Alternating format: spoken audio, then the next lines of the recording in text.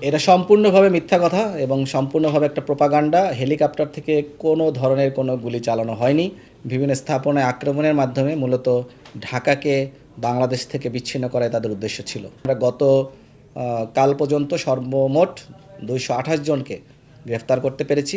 যে আপনারা জানেন যে বাংলাদেশ ইতিহাসের সবচেয়ে জঘন্যতম কয়েকটি দিন অতিবাহিত করলো, যেখানে আমরা দেখতে পেলাম যে দেশের আমাদের যে উন্নয়নের যে মডেলগুলি রয়েছে সেখানে কিভাবে নারকীয় ধ্বংসযজ্ঞ চালানো হয়েছে এবং দেশের মানুষকে জিম্মি করে কিছু ব্যক্তি তাদের রাজনৈতিক স্বার্থ হাসিল করার জন্য দেশব্যাপী তাণ্ডবলীলা চালায়।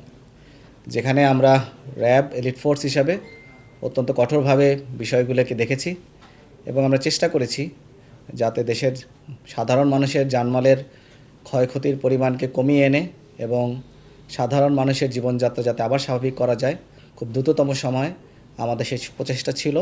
এবং আপনারা দেখতে পাচ্ছেন যে 2 থেকে 3 দিনের মধ্যে আমরা কিন্তু পরিস্থিতি নিয়ন্ত্রণে নিয়ে আসতে পেরেছি।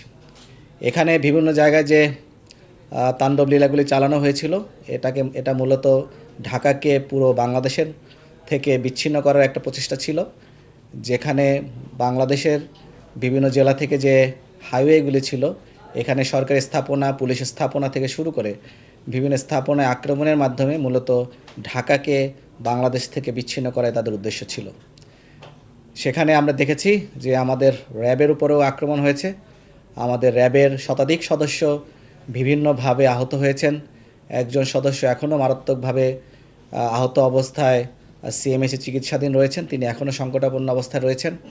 এছাড়াও আমাদের 13টি গাড়ি অ্যাম্বুলেন্স সহ পোড়ানো এবং ভাঙচুর করা হয়।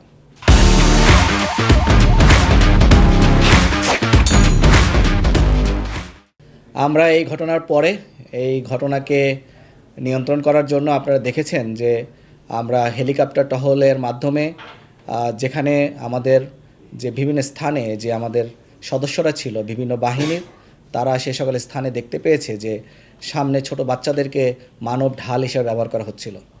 যেখানে 4 বছর থেকে শুরু করে 7 বছর, 8 বছর, ইভেন 12-13 বছরের ছোট ছোট বাচ্চাদেরকে মানব ঢাল হিসেবে তারা ব্যবহার করেছে। এবং সেখানে যদি আমরা মুখোমুখিভাবে তাদের সাথে যাই, আমাদের যারা বিভিন্ন স্থানে ছিল আমাদের বিভিন্ন বাহিনীর সদস্যরা, সেখানে বাচ্চাদের এবং সাধারণ মানুষের জানমালের অনেক ক্ষয়ক্ষতির সম্ভাবনা ছিল। সেখানে আমরা র্যাব এলিট ফোর্স হিসাবে আমাদের হেলিকপ্টার টহলের মাধ্যমে নন লিথেল ওয়েপন ব্যবহারের মাধ্যমে, যেখানে আমরা স্পেসিফিকভাবে বলতে চাই এটা নিয়ে বিভিন্ন ধরনের প্রোপাগান্ডা বিভিন্ন সামাজিক যোগাযোগ মাধ্যমে ছড়ানো হচ্ছে, সেখানে আমরা টিয়ার শেল এবং সাউন্ড গ্রেনেডের মাধ্যমে আমরা কিন্তু ছত্রভঙ্গ করে আমরা সাধারণ মানুষের জানমালের ক্ষয়ক্ষতি যে একদিকে যেভাবে মিনিমাইজ করতে পেরেছি, কমাতে পেরেছি, তেমনিভাবে সাধারণ বাচ্চাদেরকে যেখানে মানব ঢাল হিসেবে ব্যবহার করার চেষ্টা করা হয়েছিল সেই ক্ষয়ক্ষতিও আমরা কমিয়ে আনতে পেরেছি।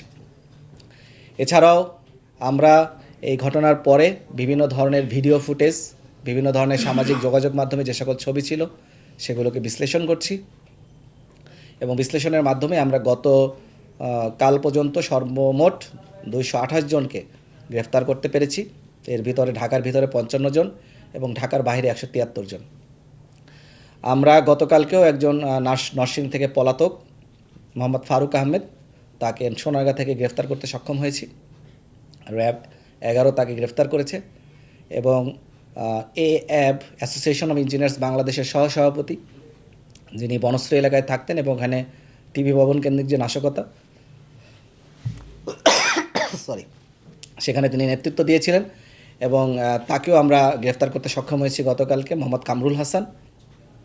এবং তিনি এই নাশকতা করার মাধ্যমে এগুলোকে আর্কাইভ করে কিন্তু বিদেশের বিভিন্ন মাধ্যমে তিনি পাঠাতেন, সামাজিক যোগাযোগ মাধ্যমে, এবং এক ধরনের প্রোপাগ্যান্ডা ক্যাম্পেইন তারা কিন্তু এখনও চালাচ্ছে এবং এই অস্থিরতা তারা কিন্তু তৈরি করে রেখেছে। এই অস্থিরতার মাধ্যমে তারা দেশে একটা অরাজক পরিস্থিতি তৈরি করতে চায়, দেশে একটা বিশৃঙ্খলা তৈরি করার মাধ্যমে তারা একটা তাদের যে রাজনৈতিক স্বার্থ, একটা রাষ্ট্র এবং সরকার বিরোধী যে চক্রান্ত, সেটাকেই তারা এর মাধ্যমে সেই স্বার্থটাকে হাসিল করতে চায়। এছাড়া আমরা আর বলতে চাই আমাদের অভিযান অব্যাহত থাকবে।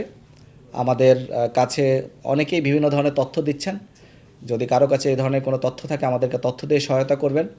আমরা বিভিন্ন প্রান্ত থেকে, বিভিন্ন দেশের বিভিন্ন জায়গা থেকে আমরা বিভিন্ন ধরনের তথ্য পাচ্ছি, ভিডিও ফুটেজ পাচ্ছি, সেগুলোকে আমরা বিশ্লেষণ করছি এবং আমাদের এই অভিযানের মাধ্যমে এই ঘটনার সাথে যারা জড়িত তাদের সকলকেই আইনের আওতায় আনা হবে। এটা সম্পূর্ণভাবে মিথ্যা কথা এবং সম্পূর্ণভাবে একটা প্রোপাগান্ডা। হেলিকপ্টার থেকে কোনো ধরনের কোনো গুলি চালানো হয়নি। এখান থেকে নন লিথাল ওয়েপেন ব্যবহার করে, যেখানে সাধারণ ছোট ছোট বাচ্চাদেরকে মানব ঢাল হিসাবে সামনে দাঁড় করিয়ে দেওয়া হয়েছিল এবং ভূমিতে যারা ছিল বিভিন্ন পয়েন্টে পয়েন্টে যে সকল আইন শৃঙ্খলা রক্ষাকারী বাহিনী ছিল তারা যদি সম্মুখভাবে তারা যদি অগ্রসর হতো, সেখানে বাচ্চাদের অনেক ক্ষতি হয়ে যেত এবং তাদের এই জানমালের ক্ষতি এবং তাদেরকে ছত্রভঙ্গ করার জন্য এবং তাদেরকে যাতে এবং সাধারণ মানুষের জানমালের ক্ষয়ক্ষতি এড়ানোর জন্যই মূলত হেলিকপ্টার থেকে টিয়ার শেল এবং সাউন্ড গ্রেনেডের মাধ্যমে তাদেরকে ছত্রভঙ্গ করা হয়। এখানে কোনো ধরনের কোনো ফায়ার বা কোনো লিথাল ওয়েপন এখান থেকে ব্যবহার করা হয়নি।